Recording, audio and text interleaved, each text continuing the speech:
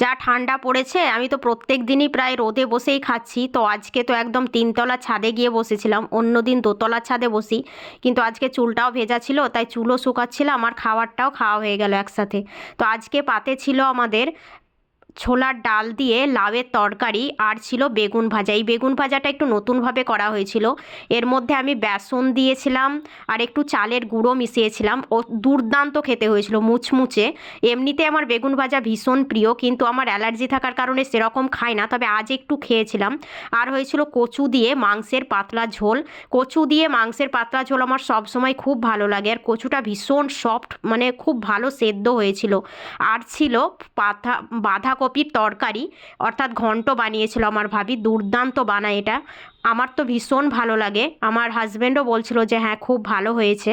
কিন্তু সবচাইতে যেটা ভালো হয়েছে আজকে সেটা হচ্ছে বেগুন ভাজা। অসম্ভব টেস্টি হয়েছিল বেগুন ভাজাটা। আর রোদে বসে এরকমভাবে গরম গরম ভাত খেতে তো দারুণ লাগে।